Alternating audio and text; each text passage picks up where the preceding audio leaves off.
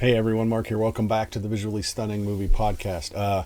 Another press line and premiere from this week's Sundance Film Festival. Again, doing cameraman duties for my friend Val, so she'll ask a lot of questions. So a bunch of other people ask a lot of questions. Well, this film is called Eileen. It's from director William Oldroyd, written by Luc Gobel and Otessa Mosfe. Well, novel by Otessa. And it stars Anne Hathaway, Thomasin McKenzie, Marin Ireland, and Shea Whigham. Look the names up, Shea Whigham and Marin Ireland. If you don't immediately know who they are off the top of your head, you know once you look.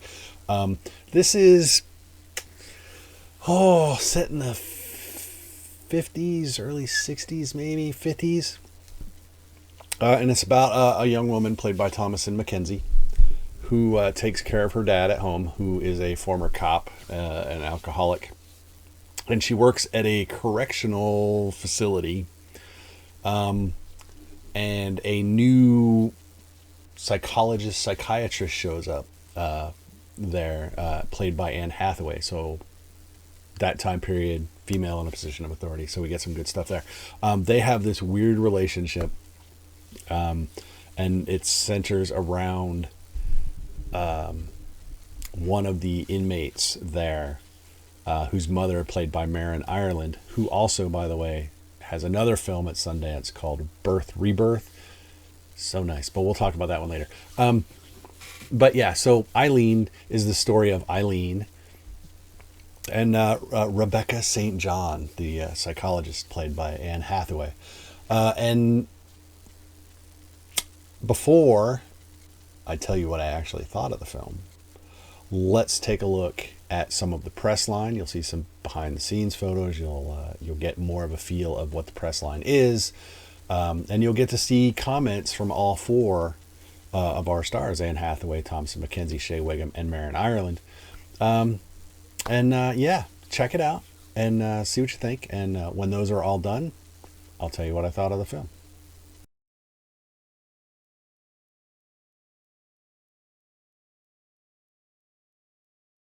Hello. Utah. Thank you so Hi. much. So I'm local, but Oh, we're yes. so happy to be back at Sundance. How important was this for you to have this movie here at Sundance this year? It's very important. I mean, I came here 10 years ago with my first short film, 2013, and that was really the beginning of everything. Sundance gave me that opportunity to become a filmmaker, in fact, because I wasn't before that short film. And then I was lucky to bring Lady Macbeth here a few years ago. And so to come and premiere this film here, it just is wonderful. It continues a great relationship that I have with the festival. I'm so happy. And to have a movie with such strong female characters in it, I mean, that's very cool for a lot of us female filmmakers. Right. How neat was that for you to cast it? How was it a thought that you wanted to make a movie like that, or just happened? I just read the book, loved it. I thought these characters are fantastic. And yes, I mean, I am drawn to these sorts of stories, and I find these sort of these compelling characters. I just was excited to try and put them on screen, you know. So I'm thrilled that I'm thrilled we had the cast that we got, and they are amazing. I mean, I think the people who are watching tonight are really in for a treat. Well, thank you. We're excited to see it. Thank you. Thanks so much. I think the audience are really in for a treat tonight when they see. You know what I mean? Up here, I feel like drinking is Thank you so drinking is much. a tough Thank way you. to lean on because the altitude. You know, you got to look out for that. That was a mistake I made in the past. But yeah, hot water and And what are you working on now? I'm about to start working on a show for Apple. Brian Tyree, Ruby Scott. Yeah, I think he's really amazing.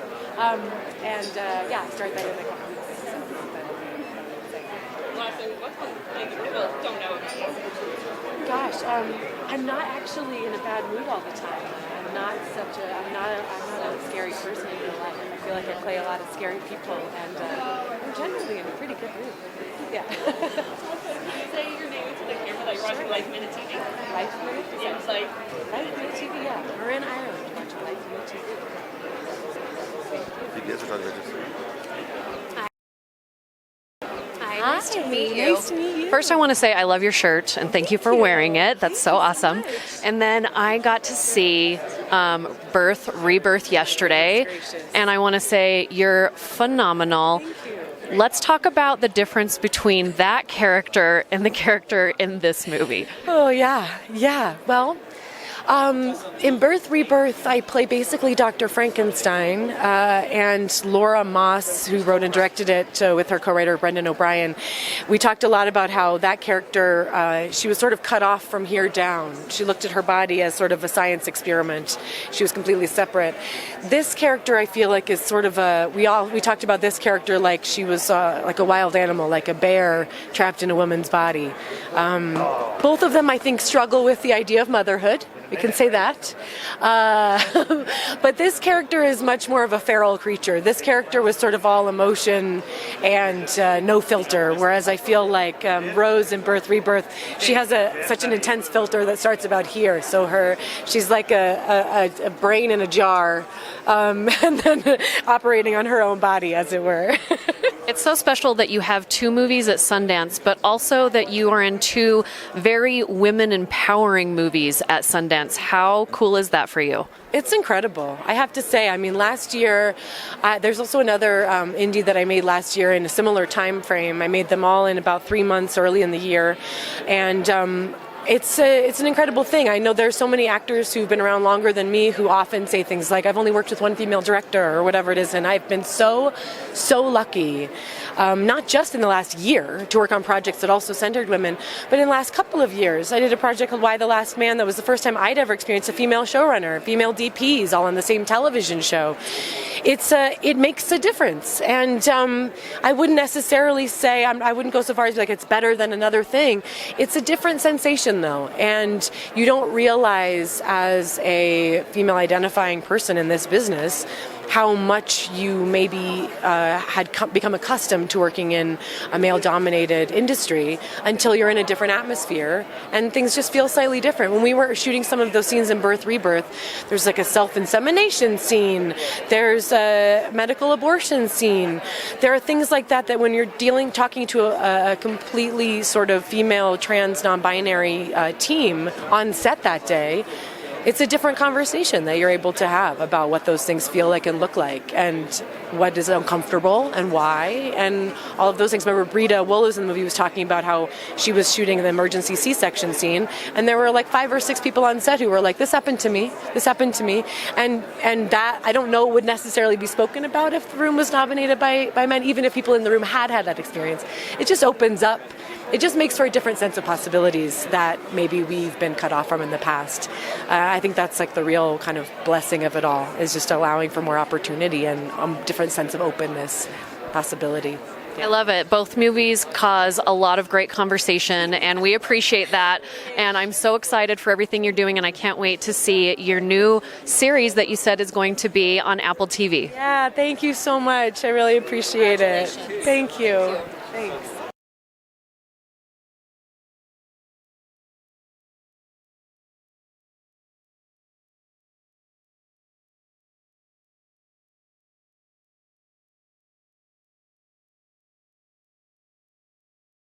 Depending on the role?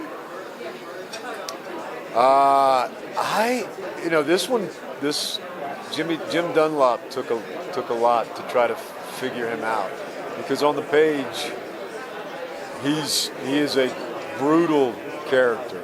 He's tough, and so we had to figure out the humanity in him. Was there any in him? And then, without trying to sugarcoat him. I mean, this relationship is a real relationship. That was one of the challenges I loved, is Thomasin and I, could we find that father-daughter on screen? It takes a lot to kind of fool me now when I watch something, and I have a daughter, and I know the complexities of that. So, I think we were able to do it because of her. She's brilliant in the film. Yo. And then after wrapping a film, how do you kind of like decompress after relax? They're tough to let, for me, without getting too dramatic, they're tough to let go. Because you're not going to revisit them again unless you're on Boardwalk Empire or something like that. I really fell in love with Jim. I love Jim, and I love Jim and Eileen's relationship, But some are definitely tougher to let go, than others. And how do you balance home life and work life? What's home life? What is that? I've been on the road for 2 years with Mission Impossible, and you're lucky. You're extremely lucky, and I'm lucky I got kids and a wife that understand, how lucky we are. What else do you have in the works? Got the 2 Mission Impossibles, and I'm prepping. I'm writing a couple of other things. I'm kind of. How do you prep for Mission Impossible? That's like I do a lot of running because you chase Tom everywhere. Yeah, he's a hard one to keep up with. Oh, he's amazing. He's amazing. That whole experience. I mean, you go from something like Eileen to Mission. It's really, running the gamut there. So. Thank you. Can you just do a shout out for us? Say your name and you're watching Life Minute TV. My name is Shea Whigham, and you're watching Life. Let me give it another one. Life Minute TV. Yep. My name is Shea Whigham. My name is Shea Whigham, and you're watching Life Minute TV. Thanks so much. Nice to meet you. I'm Valerie with Good Things Utah. So I'm Hi, local. Val. So happy that you're back here, Sundance. How does that feel? It feels amazing. It really feels great to be back here, and we're so excited to bring this film to you guys. Now, playing this character, you said that you have had such a good time playing this character, and you're in the middle of these powerhouse women in this cast. Was that intimidating at all, or was there anything you felt just like the amount of talent surrounding you? I don't know if it's intimidating. It's these are 3 of the best female performances you're going to find. I mean, when you see this, you're going to be shocked. I mean, have you seen it? You haven't had a chance to see it. We're excited. You're going to be shocked how good they are. I've worked with her. She's amazing. And I just felt lucky to be a part of it. I didn't want to let Thomasin down. Do you know what I mean? I didn't want to let her down, and that was one of the great challenges was, can we find that father-daughter complexity on screen, and see if we can pull it off. Now, I think both this movie and Mission Impossible both have adrenaline hits in different ways, because you've got such high emotions in this movie, but then you've got the action-packed Mission Impossible sagas that you're dealing with. I mean, I think you just said a second ago it was like this up and down roller coaster, but would you say that it's on screen, it's the same kind of intensity to get into both of those characters? It's in a different intensity. Whether you're doing Mission, which it's been an incredible experience, and it's intense with Tom. You know what I mean? You have to bring it. And with this is such deep character work to try to figure out a guy like Jimmy Dunlop, but they're both intense, for sure. For sure. I hope you enjoy it. Thank you so much. Hope you all enjoy it. Shea. Hey. Okay, hi, I'm John with CDS Student Recording Labs. I wanted to ask, is there anything you want youth audiences to take away from this film? I think to reach out to people and to seek community and to treat yourself with kindness is a big thing. It's important. And you're doing so much work right now, but you're still so young. How do you have fun? How do you relax? Well, I've had a really amazing New Year's. This past New Year's, I was able to go to a couple music festivals with my friends, which was a lot of fun. Spending time with my family, walking my dog, all of that kind of stuff. Whenever I go home, it's just taking in the life that I've missed out on for the months that I've been away. Who's your favorite music artist right now? My favorite music artist right now, I really love King Princess, and I'm a fan of Carly Rae Jepsen and her new album. Yeah. As a young actress, what did you learn from the wonderful cast you had? I have been incredibly lucky in my career so far that I've worked with insane people like Annie and Shea and Marin. Yeah, I think the thing, usually what I observe the most when I'm on set with people I really admire is how they handle themselves on set, and just kind of learning from that, especially the people who have found longevity in this kind of crazy career that we've dedicated our lives to. Just seeing how they hold themselves. That's what I'm always the most curious about. Thank you so much. Thank you. Thank you.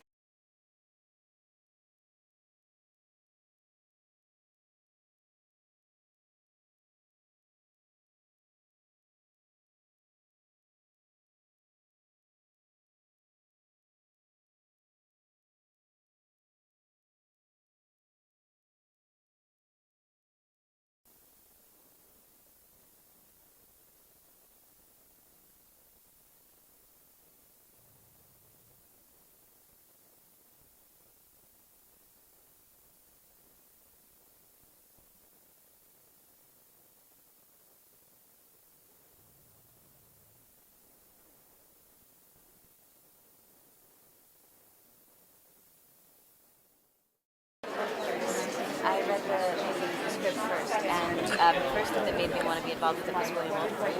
I'm a huge fan of Lady Macbeth, and I was very excited that he thought that I could play a part in his new film, and then I read it, and I was captivated, and I was confused, and I was challenged by it, and I had a feeling I was going to say yes. And the more I talked to Will, and I realized how interested he was in competitions, and how funny he was, and how he wanted to really combine the darkness and the humor.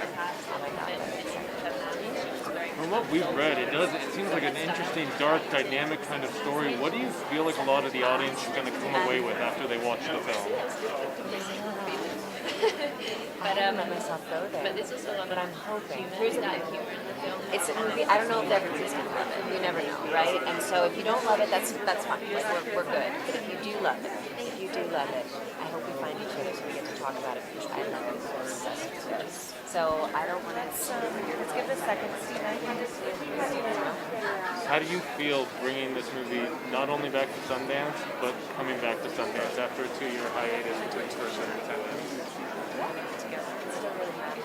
It's still really magical. I haven't settled into some kind of thing yet. I hope it never does. I hope that I'm able to hold on to that feeling. I'm so happy. I'm so excited, and for it to grow as it is, to be able to do this and to have a community of people who care about art and who want to spend their time supporting it and exploring it, and to be a part of that.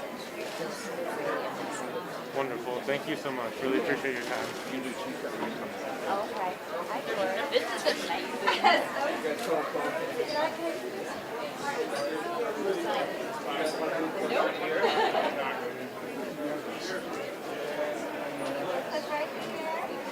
Let me start all the way at the end for me, right here, please. Right here in the front, ladies. Right here in front. There we go, just like that. Over to the left. There we go, to the left. Thank you, thank you. Guys, one more time, all the way at the end, right here for me, please. I'm right here, ladies. Ladies, looking back at this one real quick.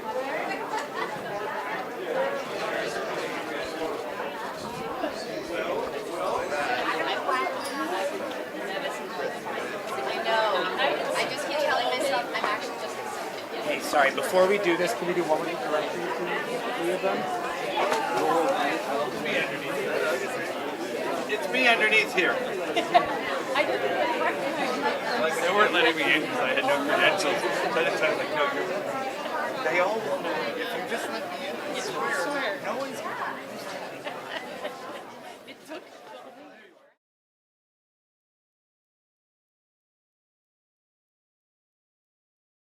Anne Hathaway. Hi. How you doing? Hi, everybody. I'm great. You know, it was your very first interview for Princess Diaries and Other Side of Heaven. Well, that you wouldn't have been my very first interview. I did start a little bit before you, but you would have been one of my first film interviews then. What's this with you and Jake Hamilton? I'm just upset.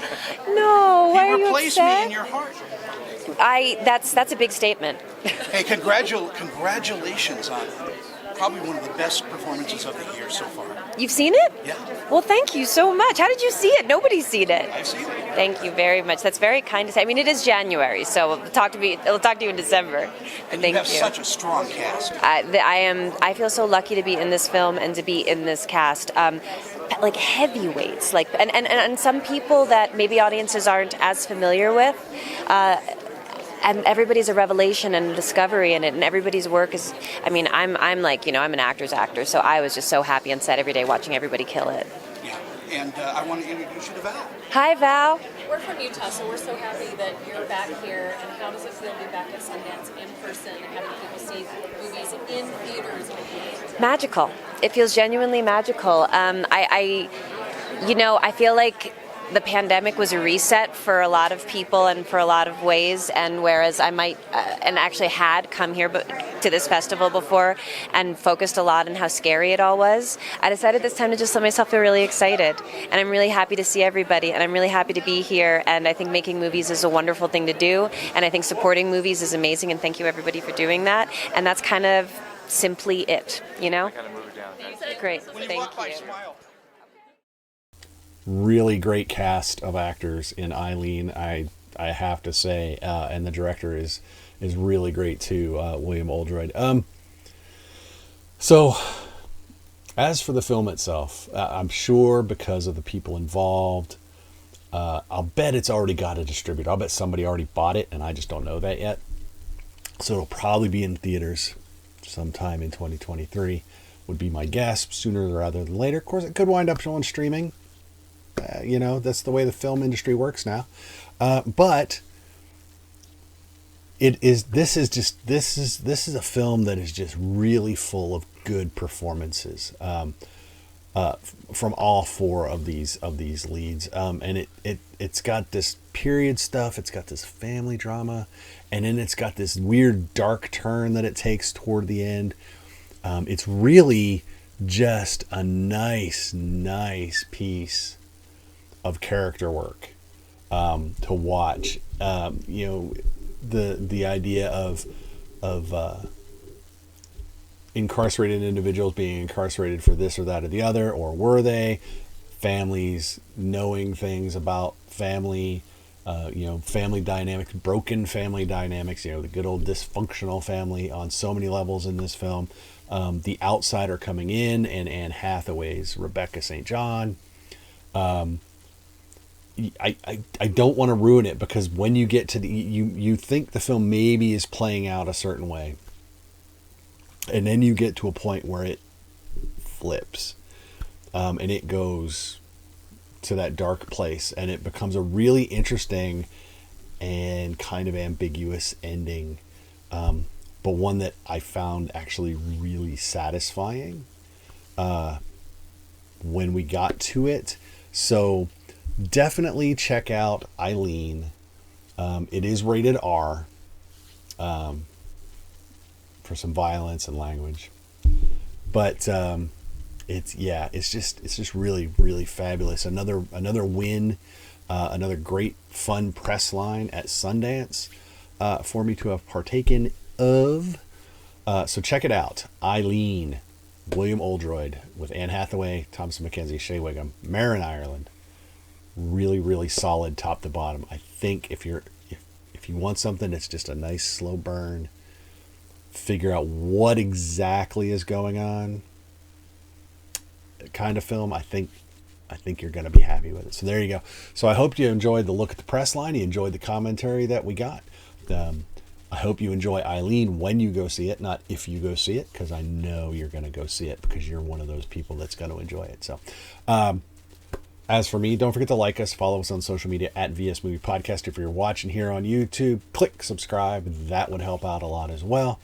And like us and share us with your friends, and throw us a comment. Let us know what you're thinking. Ryan and I will be back with more films soon. I will also be talking with Val in a more formal setting, not just chatting at an event soon as well. Things are going to be weird for the next couple of weeks. Because I will be out of town and working with limited technology. So we're going to see how that turns out. But I think I'm going to be able to watch a lot more movies and talk about a lot more movies, because I'm going to be stuck in a hotel room for 2 weeks without any of the distractions that I have here at home So we'll see how that works. So take it easy, stay safe, be good, and we'll talk to you all later. Bye-bye.